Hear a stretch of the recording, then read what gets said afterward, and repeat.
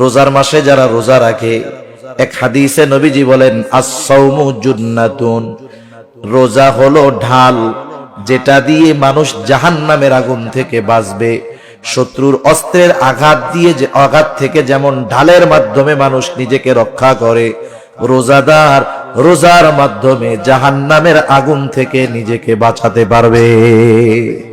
শুধু তাই না যে রোজা রাখবে রোজাদার, নবীজি সাল্লাল্লাহু আলাইহি ওয়াসাল্লাম বলেন ইন্না ফিল জান্নাতি বাবান ইউকালু লাহুর রায়্যান, জান্নাতের মধ্যে একটা দরজা আছে যেটার নাম হলো রায়্যান। এটা স্পেশাল ভাবে শুধুমাত্র রোজাদারদের জন্য।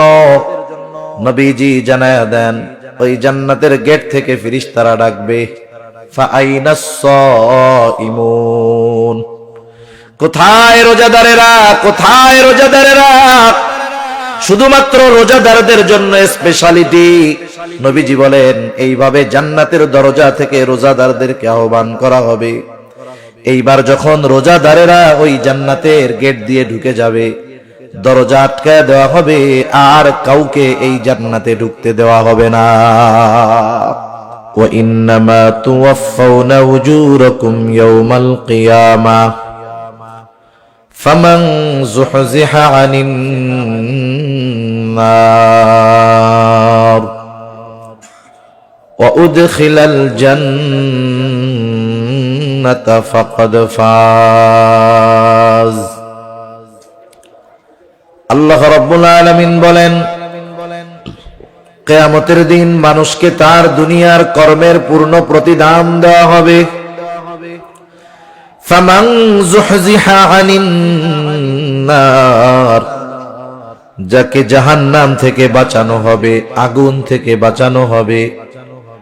ওয়া উদখিলাল জান্নাতা ফাকাদ ফাজ, জান্নাতে প্রবেশ করানো হবে, আগুন থেকে বাঁচানো হবে।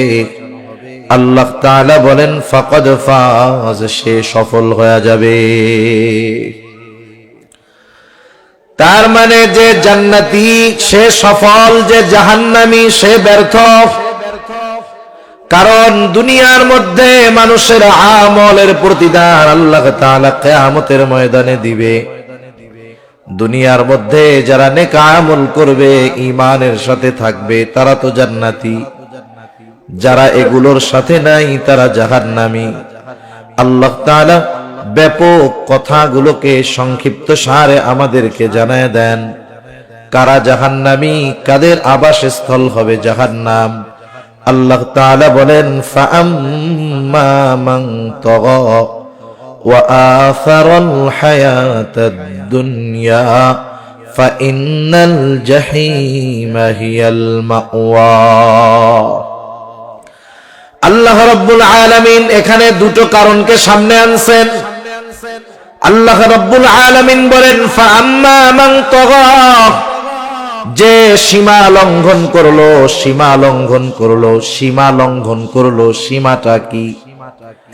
আপনারা জেনে থাকবেন ভারতের সাথে আমাদের একটা বর্ডার আছে না নাই? চতুর্দিক দিয়ে তার কাটার বেড়া আছে বেশিরভাগ জায়গায়।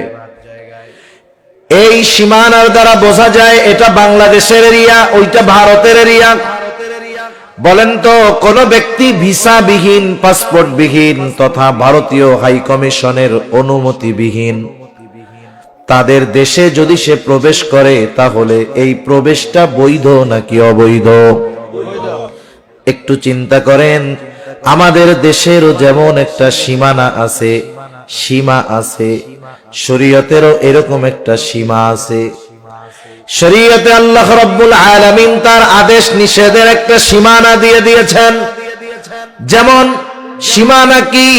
আল্লাহ তাআলা আদেশের মাধ্যমে কিছু সীমানা দিয়েছেন, নিষেধের মাধ্যমে কিছু সীমানা দিয়েছেন। আদেশ বান্দা নামাজ পড়ো, কেউ যদি এই আদেশ মান্য করে সে শরীয়তের সীমার মধ্যে থাকলো, সে নিরাপদ। কিন্তু কেউ যদি এই আদেশ অমান্য করে নামাজ না পড়ে, সে সীমা লঙ্ঘন করলো। সীমা লঙ্ঘন করলে যেমন আমরা দেশের সীমানা যদি অন্যায়ভাবে অতিক্রম করি, ভারতীয় বিএসএফ যদি গুলি করে দেয়, ধরে নিয়ে যায়, তাহলে তেমন কিছু বলার থাকে না। অনুরূপভাবে নামাজ পড়তে হবে আদেশ, এটা শরীয়তের সীমা, যদি কেউ না পড়ে সে সীমা লঙ্ঘনকারী। আল্লাহ তাআলা বললেন বান্দা হারাম খায়ও না, হারাম না খাওয়া এটা শরীয়তের সীমা, কেউ যদি খায় তাহলে সীমা লঙ্ঘনকারী। এক কথায় আল্লাহ রাব্বুল আলামিনের যত আদেশ নিষেধ আছে সব কিছু যে মান্য করে সে শরীয়তের গণ্ডির মধ্যে থাকে, সে সীমা লঙ্ঘনকারী হয় না। সেজন্য আল্লাহ রাব্বুল আলামিন বললেন ফাআম্মা মান তাগা, যে শরীয়তের সীমা লঙ্ঘন করে। এখন অনেকগুলো প্রশ্নের সংক্ষিপ্ত জবাব আল্লাহ রাব্বুল আলামিন দেন, তাহলে মানুষ কেন শরীয়তের সীমা লঙ্ঘন করে তথা আল্লাহ তাআলার আদেশ নিষেধ অমান্য করে। আল্লাহ তাআলা দ্বিতীয় কারণ হিসাবে বলেন ওয়া আসারাল হায়াতাদ দুনিয়া, আর যারা দুনিয়ার জিন্দেগিকে প্রাধান্য দেয়, তার মানে সীমা লঙ্ঘন কেন করে মানুষ? দুনিয়ার হায়াতকে প্রাধান্য দেওয়ার কারণে। আপনি দুনিয়ার যত অপরাধ আছে, অন্যায় আছে, সব অপরাধগুলো যদি বিশ্লেষণ করেন, কেন মানুষ অপরাধ করে, কেন মানুষ সুদ খায়, কেন মানুষ ঘুষ খায়, কেন মানুষ অপরের হক মেরে খায়, কেন মানুষ অপরের উপরে জুলুম করে, কেন মানুষ মিথ্যা কথা বলে, এই ধরনের সব অপরাধগুলো যদি বিশ্লেষণ করেন, সব অপরাধের পিছনে যত কারণ থাকবে এর সাথে একটা কমন কারণ থাকবে, দুনিয়ার মহব্বত। মানুষ দুনিয়াকে পাওয়ার জন্য সব অপরাধ করে। একটু নিজে নিজে চিন্তা করবেন, আমার একটা বলার মতো সময় নাই। তাহলে সমস্ত অপরাধ তথা সমস্ত সীমা লঙ্ঘনের পেছনে দুনিয়ার মহব্বত কারণ। এজন্যই নবীজি সাল্লাল্লাহু আলাইহি ওয়াসাল্লাম বলেন হুব্বুদ দুনিয়া রাসু কুল্লি খাতিআ, দুনিয়ার মহব্বত সকল ক্ষতির মূল। হুব্বুদ দুনিয়া, দুনিয়ার মহব্বত, রাসু কুল্লি খাতিআ, সকল ক্ষতির মূল হলো এই দুনিয়ার মহব্বত। সেই জন্য মানুষ যদি দুনিয়ার মহব্বতকে প্রাধান্য না দেয়, ওই যে মূল গন্তব্য জান্নাতে যাওয়ার বিষয়টা, জাহান্নাম থেকে বাঁচার বিষয়টাকে প্রাধান্য দেয়, তাহলে সে সীমা লঙ্ঘনকারী হবে না। আর যদি সে সীমা লঙ্ঘনকারী হয়, শরীয়তের বিধিবিধান না মানে, দুনিয়ার হায়াতকে প্রাধান্য দেয়, দুনিয়াকে উপভোগের জায়গা মনে করে, দুনিয়াকে শেষ এবং শুরুই মনে করে, সব কিছু বাদ দিয়ে দুনিয়া উপার্জনের পেছনে দৌড়ায়, এই সময় লোকটা আর ভালো মন্দ যাচাই বাছাই করে না। আল্লাহ রাব্বুল আলামিন বলেন যার হায়াত এভাবে অতিবাহিত হয়ে যাবে, আল্লাহ তাআলা বলেন এই দুই কারণে তার আবাসস্থল হবে জাহান্নাম, যা কতই না নিকৃষ্ট আবাসস্থল। ফাইন্নাল জাহিমা হিয়াল মাওয়া, জাহিম ওই জাহান্নাম হবে তার আবাসস্থল। তাহলে সহজ কথায় দুইটা জিনিস, মানুষ জাহান্নামী হওয়ার অন্যতম কারণ শরীয়তের বিধি সীমানা লঙ্ঘন। কেন মানুষ শরীয়তের সীমা লঙ্ঘন করে? এর মূল কারণ হলো দুনিয়া, দুনিয়া। এরপরে আল্লাহ রাব্বুল আলামিন বলেন ওয়া আম্মা মান খাফা মাকামা রাব্বিহি ওয়া নাহান নাফসা আনিল হাওয়া ফাইন্নাল জান্নাতা হিয়াল মাওয়া।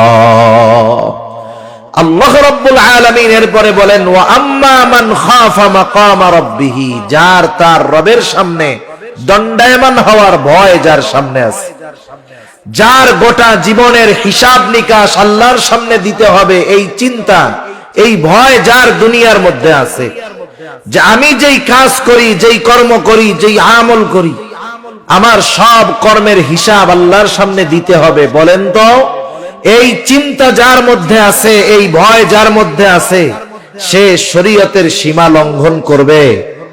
দুনিয়াতে যা মন চায় সে করবে? তাহলে বোঝা গেল আল্লাহ তাআলার ভয় মানুষকে জান্নাতি মানুষে পরিণত করে। কিয়ামতের ময়দানেও জান্নাতি মানুষ যারা, তারা তো ডান হাতে আমলনামা পাবে, ডান হাতে আমলনামা।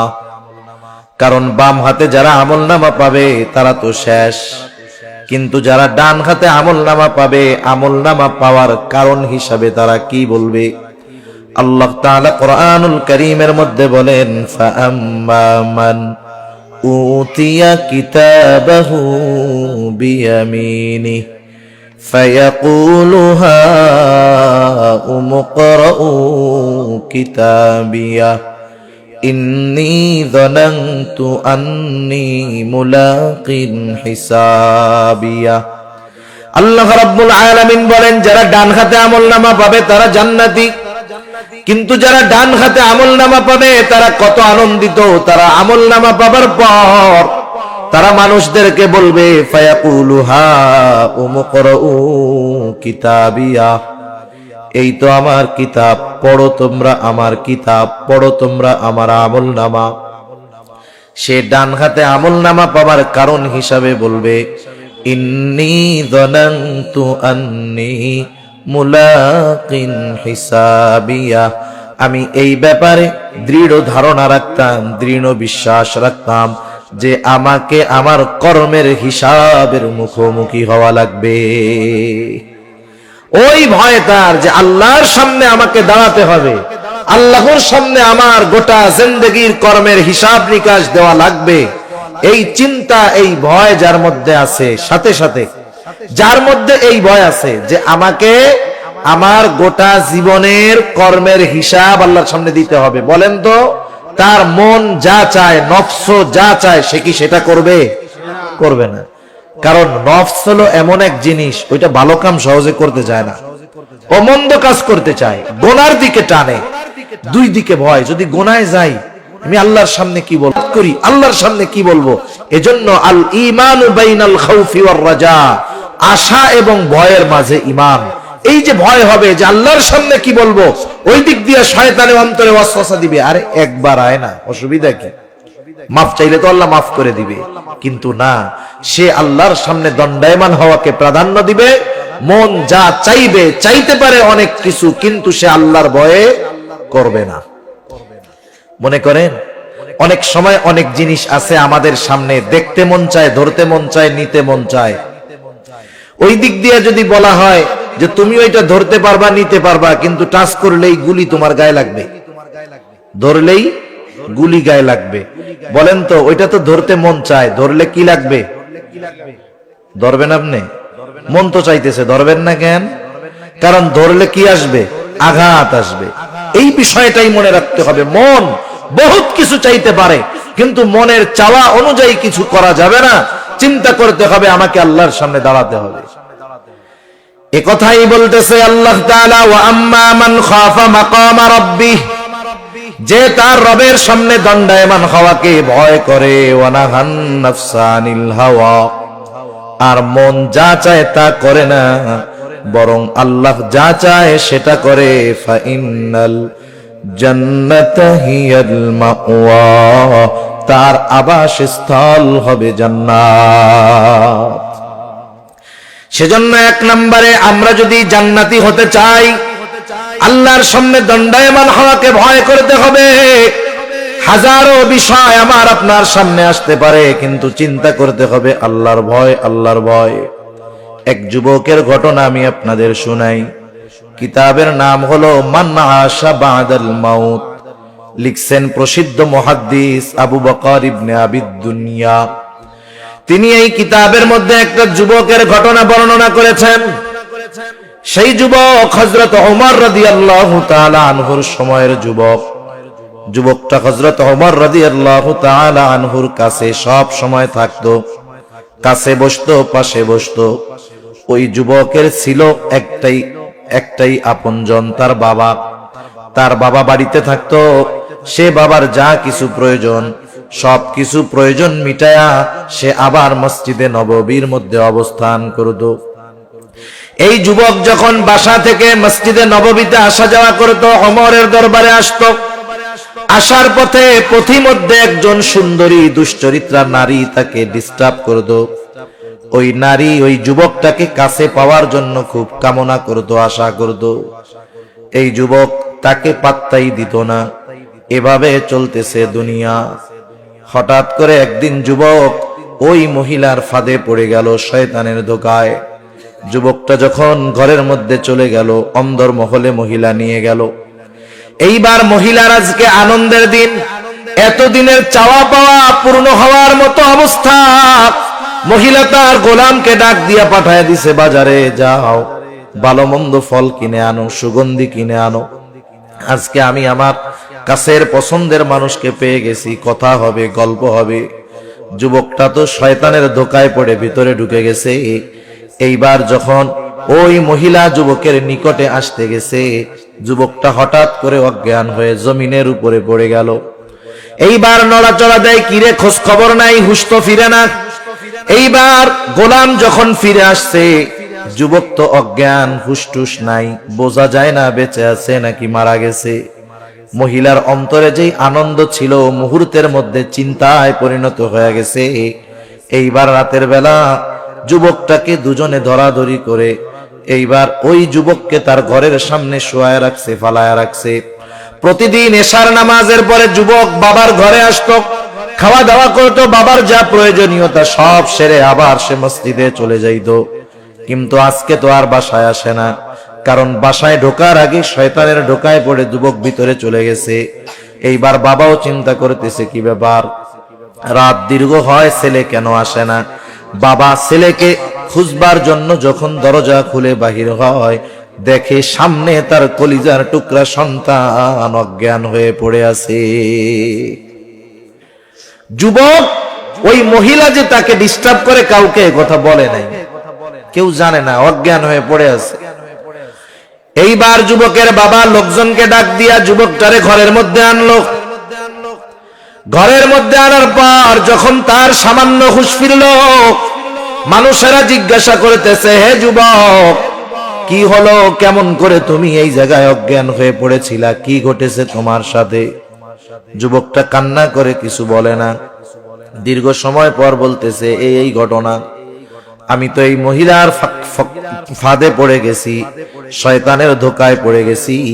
কিন্তু যখন আমি মহিলার ঘরের ভিতরে নিয়ে গেল আমাকে, আমি হঠাৎ করে অজ্ঞান হয়ে গেলাম। এরপরে আমার আর কিছু মনে নাই।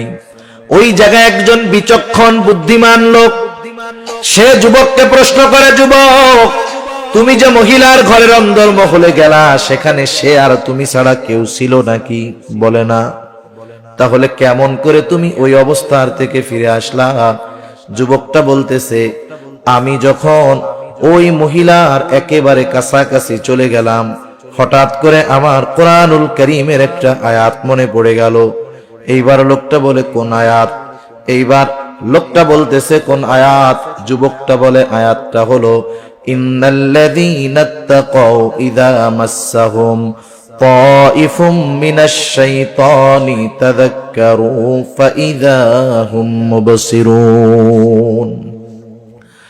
যুবকটা বলতেছে, আমার এই আয়াত মনে পড়ে গেল। এই আয়াতের সারমর্মটা এরকম, যারা মুত্তাকি, আল্লাহকে ভয় করে, মন যা চায় তা করে না, বরং আল্লাহ যা চায় তাই করে, এরা যখন শয়তানের ধোকায় পড়ে যায়, যখন শয়তান তাদেরকে ধোকায় ফালায় দেয়, ইন্নাল্লাযীনা তাকাউ ইযা মাসসাহুম তাইফুম মিনাশ শাইতান, শয়তানের ধোকায় পড়ে তারা যখন ঘোরের মধ্যে পড়ে যায়, এমন অবস্থার মধ্যে পড়ে যায় যেখানে গুনাহ থেকে ফেরানোর জন্য কোনো মানুষ থাকে না, যেখানে গুনাহ থেকে ফেরানোর জন্য কোনো ব্যবস্থা থাকে না।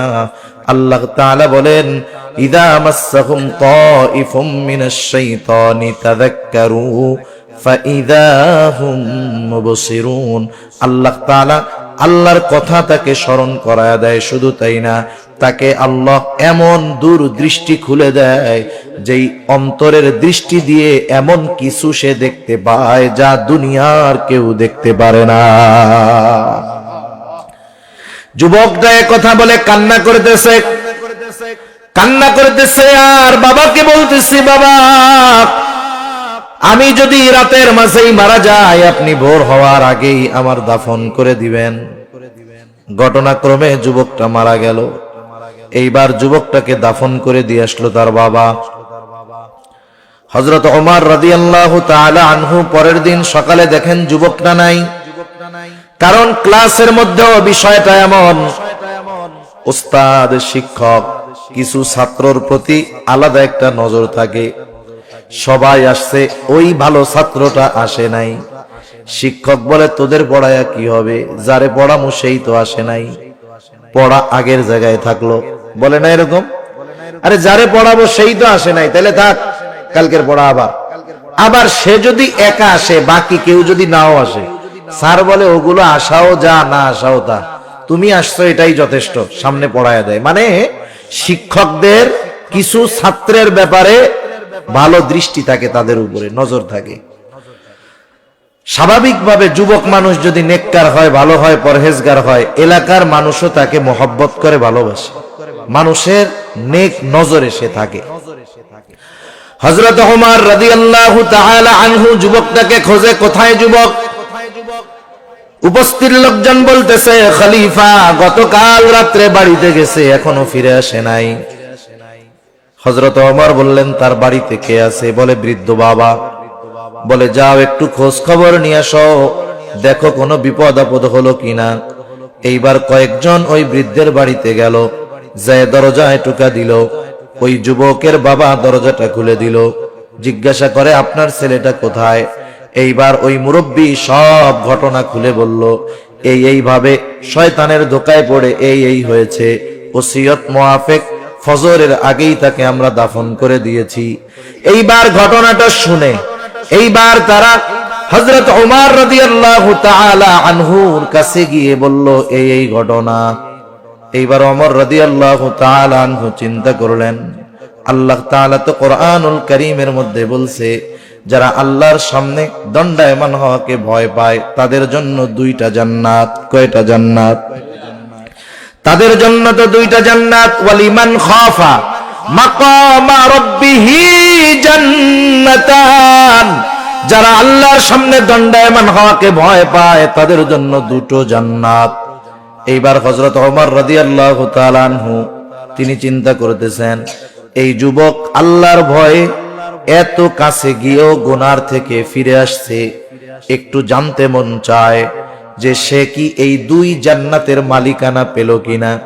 হযরত ওমর সাধারণ কোনো মানুষ নয়, এ তো এই ওমর যিনি মসজিদে নববীর মেম্বারে বসে ওই 1000 মাইল দূরে থাকা সৈন্যদেরকে দিক নির্দেশনা দেয়। হাজার হাজার মাইল দূরে সৈন্যবাহিনী, হযরত ওমর রাদিয়াল্লাহু তাআলা আনহু মসজিদে নববীর মেম্বারে দাঁড়ানো, তিনি খুতবা দিচ্ছেন। সৈন্যবাহিনী 1000 মাইল দূরে দাঁড়ানো, মুসলিম সৈন্যবাহিনীর অপোজিটে কাফের সৈন্যবাহিনী আসতেছে। হযরত ওমর খুতবার মধ্যে হঠাৎ করে বললেন, ইয়া সারিআতাল জাবাল, এই পাহাড়ের ওই পাশে সৈন্য আছে, কিন্তু বাহিনী আছে কোথায়? 1000 মাইল বেশি হবে দূরে, উনি আছেন মসজিদে নববীতে। এই ওমরের নজর এমন নজর, 1000 মাইল দূরের বিষয় আল্লাহ তাআলা তার সামনে নিয়ে আসছে। এই ওমরের গলার আওয়াজ এমন আওয়াজ 1000 মাইল দূরে পৌঁছায় গেছে। ওই সেনাবাহিনীর যিনি প্রধান ছিলেন তিনি ছিলেন 1000 মাইল দূরে, কিন্তু ওমর রাদিয়াল্লাহু তাআলা আনহুর এই নির্দেশ তিনি 1000 মাইল দূর থেকে স্পষ্ট শুনতে পেয়েছে। সুবহানাল্লাহ। উনি আসার পরে জিজ্ঞাসা করতেছে যে ওমর এরকম বলছিল, ইয়া সারিয়াতাল জাবাল, তুমি কি শুনছিলা? বলে হ্যাঁ, আমরা তো অপ্রস্তুত, সৈন্য কোন দিক দিয়ে আসতেছে বুঝতে পারি নাই। হঠাৎ করে খলিফাতুল মুসলিমিনের আওয়াজ আমার কানে আসলো, পেছনে তাকায় দেখি সৈন্যবাহিনী আসতেছে। আল্লাহু আকবার।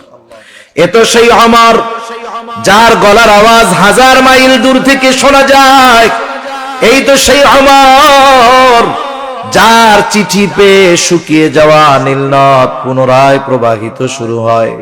সেই ওমর বলতেছে, চলো আমরা যুবকের কবরের কাছে যাব। যুবকের কবরের কাছে গিয়ে হযরত ওমর যুবককে প্রশ্ন করতেছে, যুবক আছে কবরের মধ্যে, প্রশ্ন করতেছে যুবক, আল্লাহ তাআলা তো বলছে ওয়ালিমান খাফা মাকামা রাব্বিহি জান্নাতান, যারা আল্লাহর সামনে দণ্ডায়মান হওয়াকে ভয় করে তাদের জন্য দুটো জান্নাত। আমার প্রশ্ন হলো, তুমি কি এই জান্নাতের মালিকানা পেয়েছো কিনা? এইবার ওমর এই প্রশ্ন করার পর সব নিশ্চুপ নীরবতা। সকলে চিন্তা করতেছে ওমরের মাথাটা খারাপ হয়ে গেল নাকি, কবরের মানুষ কথা বলবে কেমনে। সবাই চুপ, নিশ্চুপ নীরবতা।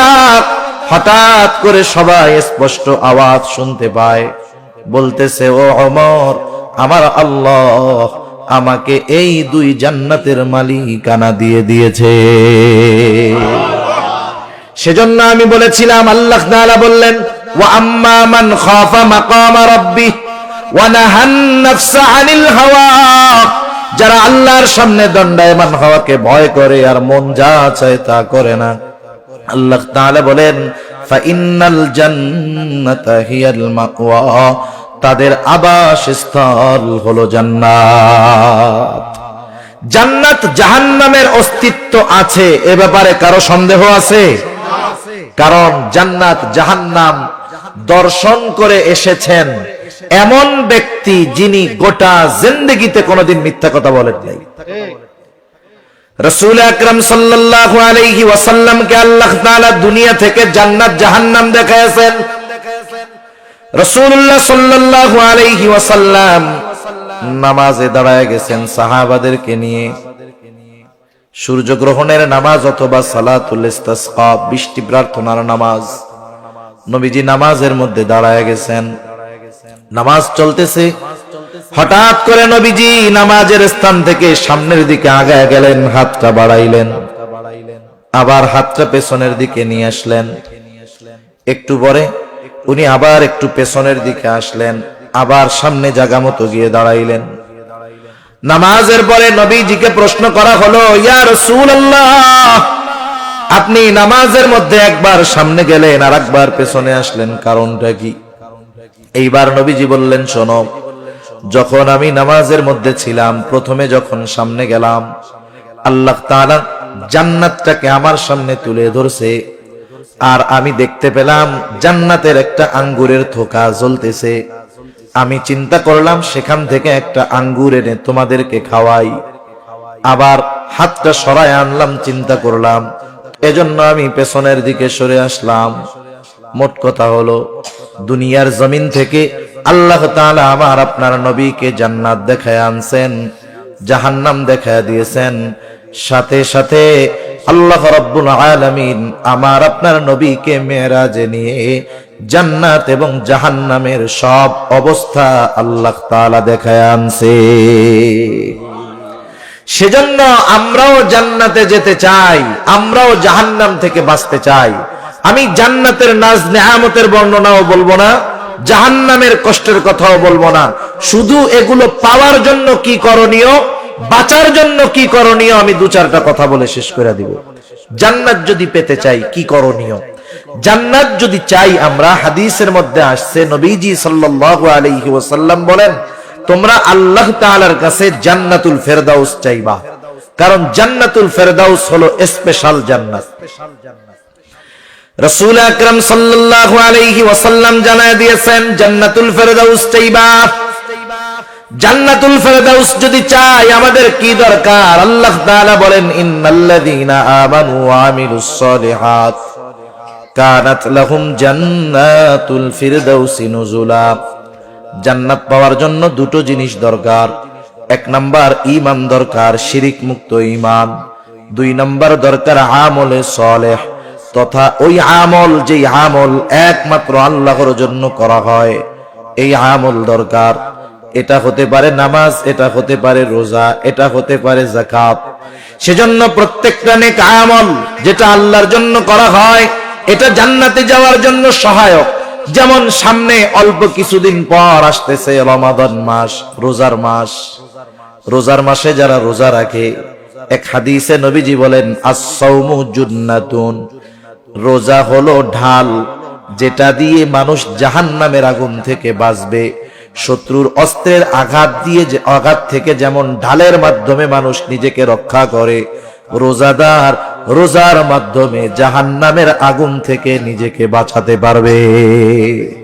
শুধু তাই না যে রোজা রাখবে রোজাদার, নবীজি সাল্লাল্লাহু আলাইহি ওয়াসাল্লাম বলেন, ইন্না ফিল জান্নাতি বাবান ইউকালু লাহুর রায়্যান। জান্নাতের মধ্যে একটা দরজা আছে যেটার নাম হলো রাইয়ান। এটা স্পেশাল ভাবে শুধুমাত্র রোজাদারদের জন্য। নবীজি জানায়া দেন, ওই জান্নাতের গেট থেকে ফেরেশতারা ডাকবে, ফাআইনাস সাইমুন, কোথায় রোজাদারেরা, কোথায় রোজাদারেরা? শুধুমাত্র রোজাদারদের জন্য স্পেশালিটি। নবীজি বলেন, এইভাবে জান্নাতের দরজা থেকে রোজাদারদেরকে আহ্বান করা হবে। এইবার যখন রোজাদারেরা ওই জান্নাতের গেট দিয়ে ঢুকে যাবে, দরজা আটকায় দেওয়া হবে, আর কাউকে এই জান্নাতে ঢুকতে দেওয়া হবে না। তাহলে আমি যে কথা সোজা বলতে চাচ্ছি, যে আমাদের ঈমানকে পরিশুদ্ধ করা, সাথে সাথে নেক আমল করা, নামাজ, রোজা, হজ, যাকাত, যত ভালো কাজ আছে সব ভালো কাজগুলা হলো জান্নাতে যাওয়ার পাথেও। মনে রাখবেন, মানুষের কিন্তু ভালো কাজ করার জন্য নফস সায় দেয় না। কিন্তু নফস যদি বলে, আরে ফজরের নামাজে উঠা কষ্ট করে নামাজ পড়বি, আর একটু শুয়ে দেখ, নফসে তো এটা বলবে। কিন্তু আমি কি নফসের তাবেদারি করব না আল্লাহর হুকুম মানব? নফসের সাথে লড়াই করতে হবে আমাদের। তাহলে কি হবে? জান্নাতে যাওয়া সহজ হবে। এবার জাহান্নাম থেকে বাঁচার জন্য কি করণীয়? হায় হায়, জাহান্নাম তো কঠিন এক জায়গা। মানুষ মৃত্যুর পরে, হাদিসের মধ্যে আসছে, কারো কবর হয় জান্নাতের বাগান, কারো কবর হয় জাহান্নামের গর্ত। কারো কবর হয় জাহান্নামের গর্ত, কারো কবর হয় জান্নাতের বাগান। যার কবর জান্নাতের বাগান হবে, সে মনে করবে এটাই মনে হয় জান্নাত। খুশির ঠেলায় মনে করবে আমি তো জান্নাতে চলে আসছি। এবার ফেরেশতা এসে বলবে, আরে না মিয়া, এটা জান্নাত না, তোমার আসল অবস্থান স্থল জান্নাত, সেটা তো তুমি আরো পরে পাবা। কিয়ামত কায়েম হবে, এরপরে তোমাকে তোমার আসল ঠিকানায় দেওয়া হবে। আর তুমি যেটা দেখতেছো এটা জান্নাতের তুলনায় কিছুই না। অথচ সে মনে করতেছিল জান্নাত, কারণ এর চাইতে নেয়ামতের কিছু আর হতে পারে না। আবার কারো কারো কবর হবে জাহান্নামের গর্ত, কারো কবর হবে জাহান্নামের গর্ত। সে মনে করবে এটাই মনে হয় জাহান্নাম। তাকে জানানো হবে না, তোমার আসল আবাসস্থল তো এটা নয়। জাহান্নামের শাস্তির তুলনায় তোমার কবরের এই শাস্তি কিছুই না। এইবার ওই লোকটা বলবে, আল্লাহ আপনি কিয়ামত কায়েম কইরেন না, আপনি বিলম্ব করেন। শুধু তাই না, এই যার কবরে আযাব হচ্ছে, সেও তো কিয়ামতের ময়দানে উঠবে, উঠবে না? কিয়ামতের ময়দানে উঠে কিয়ামতের ময়দানের অবস্থা দেখে সে কবরে আযাবের কথা ভুলে যাবে। একটার চাইতে আরেকটা কঠিন, একটার চাইতে আরেকটা কঠিন। সে যখন হাসরের ময়দানে উঠবে, মনে করবে আমি কবরের মধ্যে ঘুমায়াছিলাম। এজন্য কি বলবে জানেন? মাম বাআসানা মিন মারকাদিনা, কে আমাদেরকে আমাদের অবস্থান স্থল থেকে জাগায়া দিল। আপনি জাগায় দেন কারে? যে ঘুমায় আছে তারই না উঠায়া দেন। সে মনে করবে যে আমাদেরকে কে আমাদের ঘুমন্ত থেকে জাগ্রত কইরা দিল।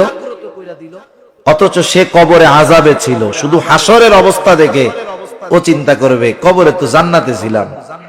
এইবার হাসরের যেই অবস্থা, ওই অবস্থা সহ্য করতে পারবে না। বলবে, আল্লাহ যা হয় হোক, আপনি বিচার কইরা জান্নাত দেন, জাহান্নাম দেন, যা হয় হোক। এই হাসরের ময়দানের চাইতে কষ্টকর আর কিছু হতে পারে না। ও মনে করবে ওইটা কষ্টের, কিন্তু জাহান্নাম তো তার চাইতে আরো বেশি কষ্টের। ঠিক কিনা বলেন? হায় হায়, কি অবস্থা জাহান্নামের মধ্যে! সাপ বিচ্ছুর জায়গা, যেখানে মানুষ জাহান্নামের আগুনে পুড়তে পুড়তে তৃষ্ণার্ত হয়ে যাবে। ক্ষুধা লাগবে, ক্ষুধা। আল্লাহ রাব্বুল আলামিন বলেন, লাআকিলুনা মিন শাজারিন মিন যাক্কুম ফামালিউনা মিনহাল বুতুন ফাশারিবুনা আলাইহি মিনাল হামিম।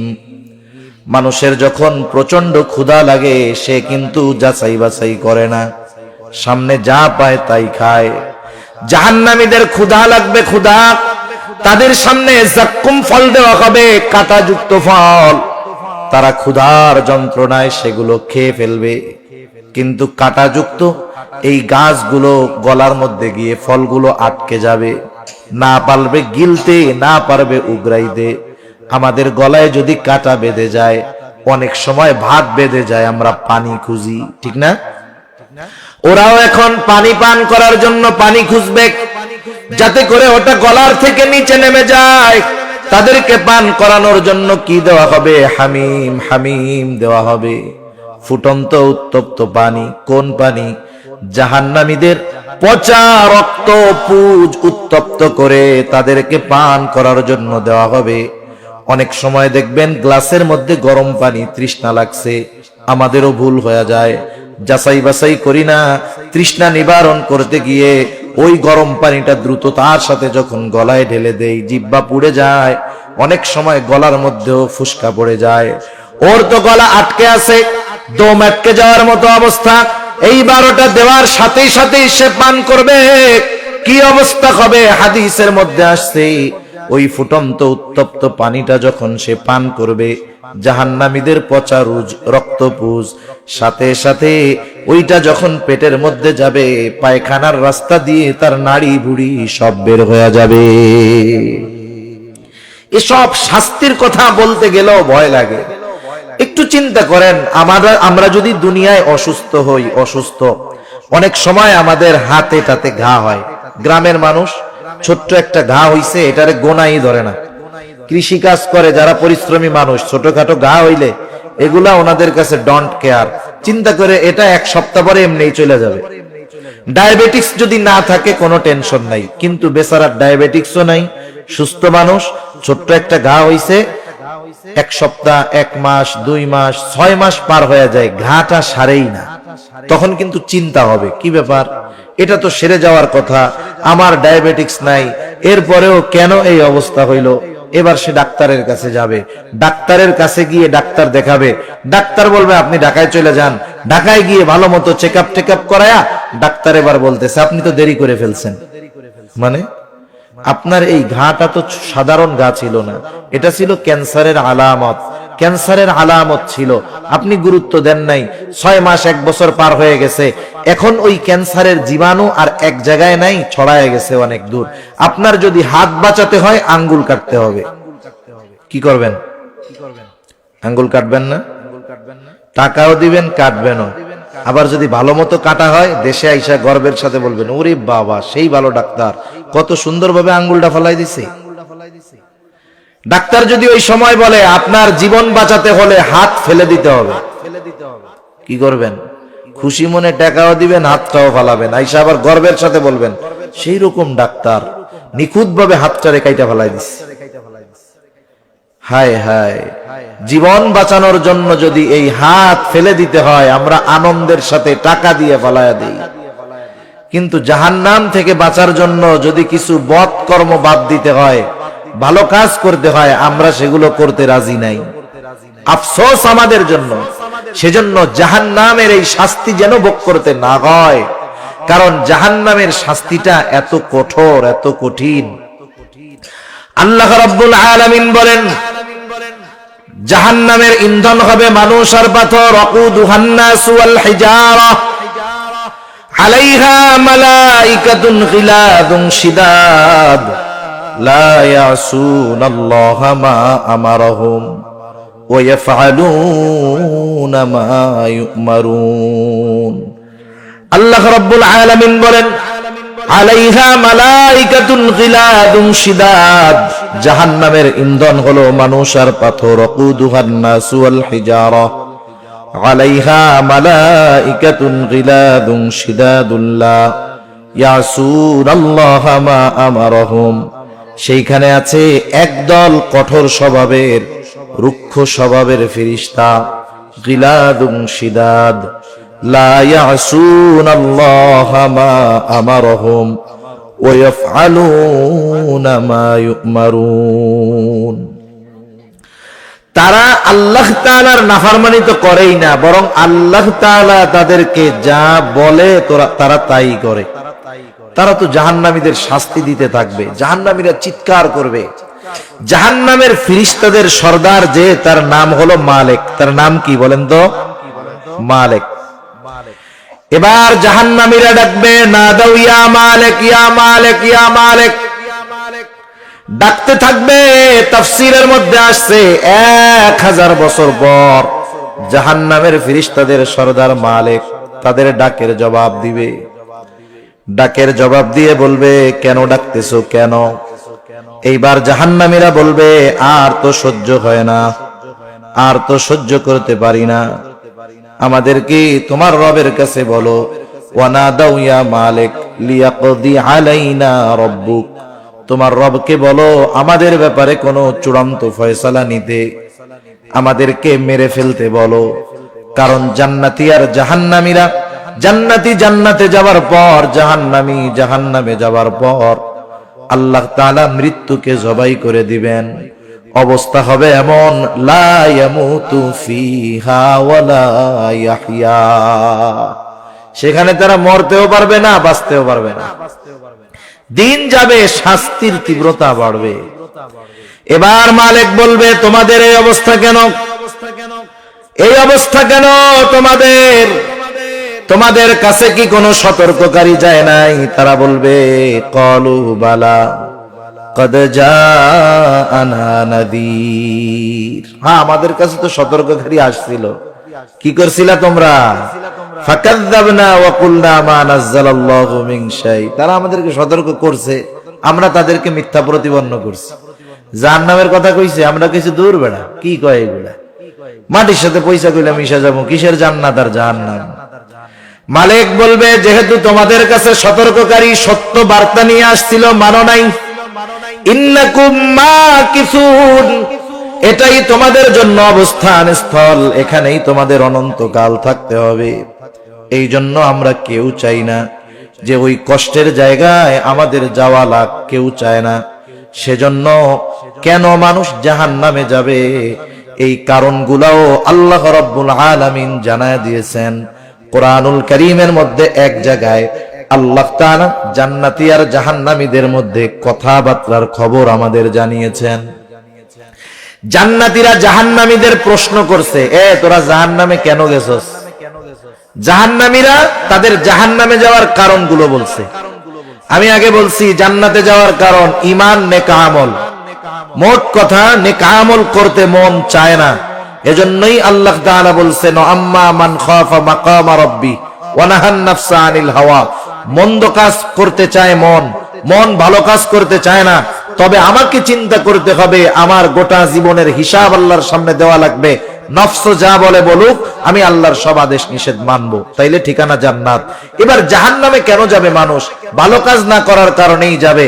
এই জান্নাতি আর জাহান্নামীদের কথাবার্তাটা বইলাই আমি আলোচনা শেষ করে দিব, দুজনের মধ্যে কথাবার্তা হবে।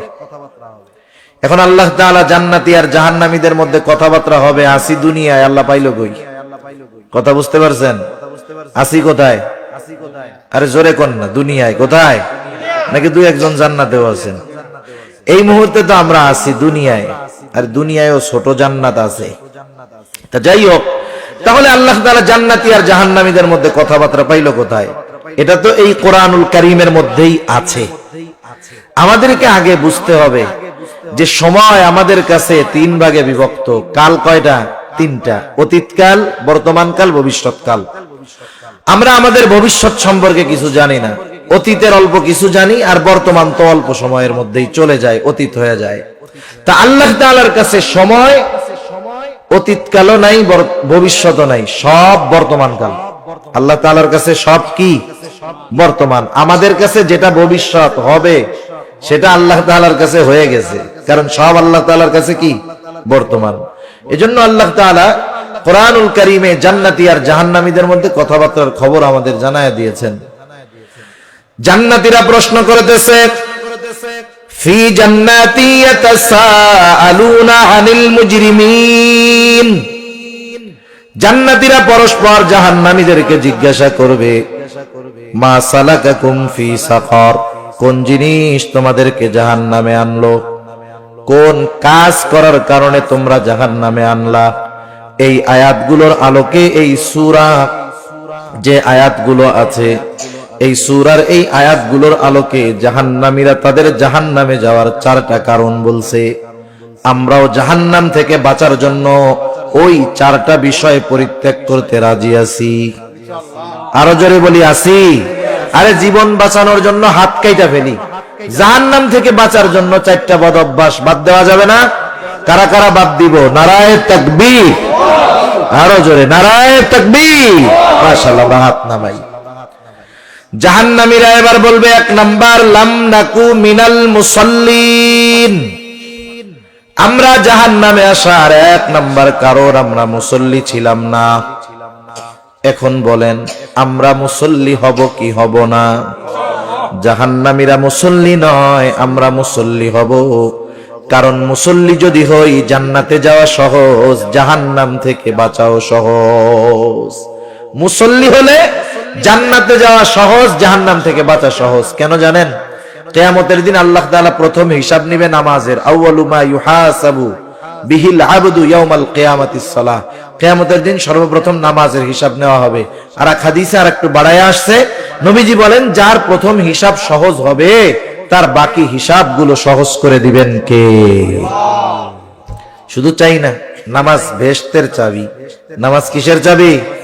বেহেশতের চাবি। তাহলে নামাজ ছাড়া তো জান্নাতে যাওয়াই যাবে না।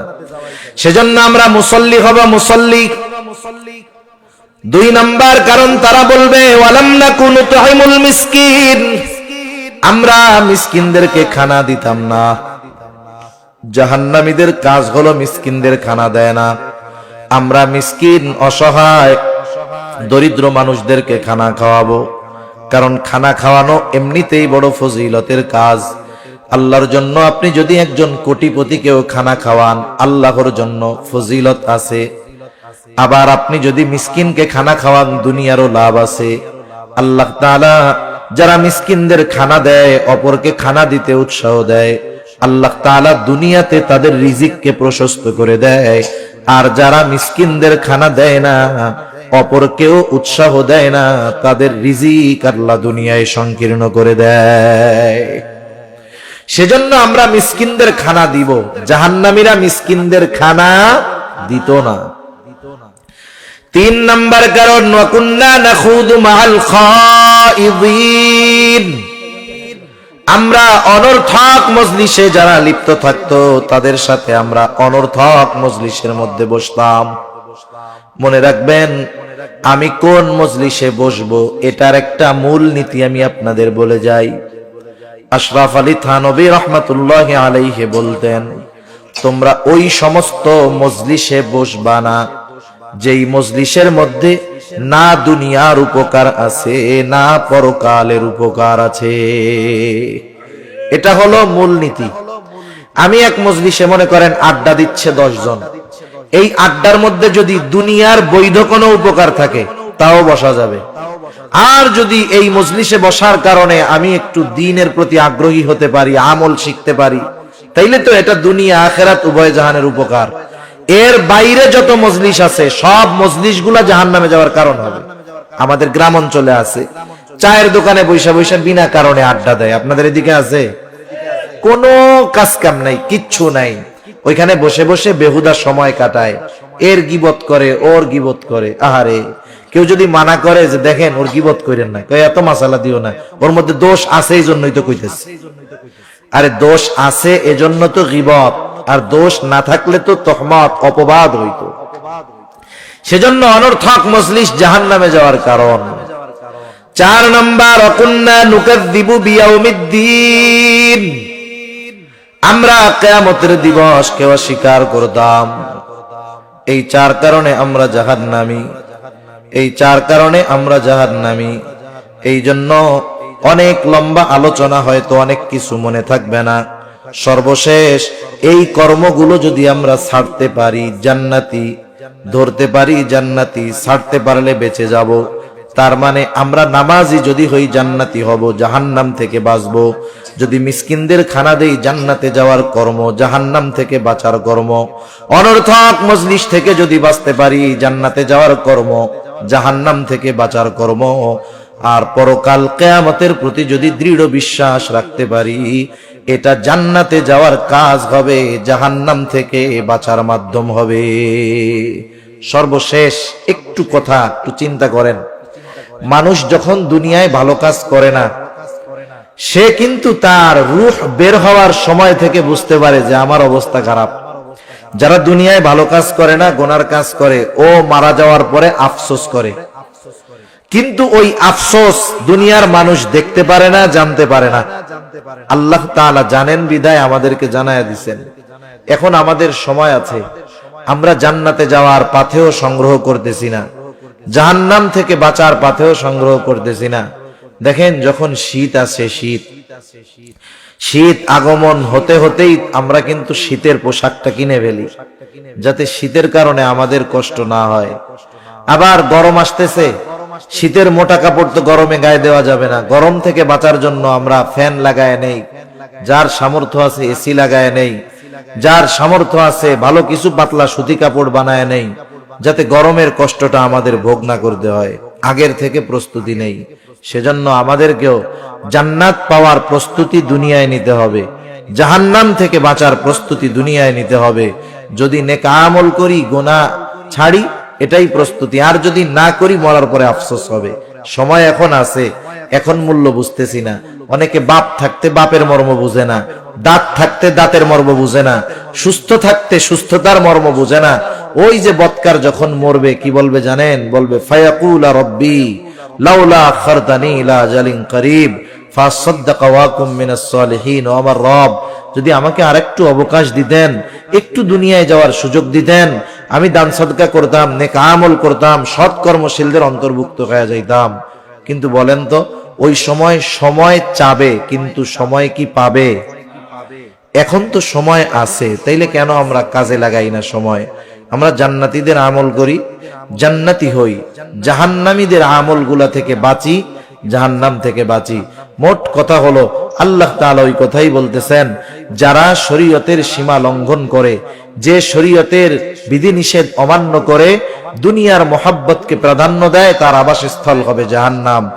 আর যে আল্লাহর সামনে তার এই গোটা জিন্দেগির হিসাব দিতে হবে, এই ভয় অন্তরে রেখে মন যা চায় তা করে না, ওই লোকটা সফল, ওর ঠিকানা হবে জান্নাত।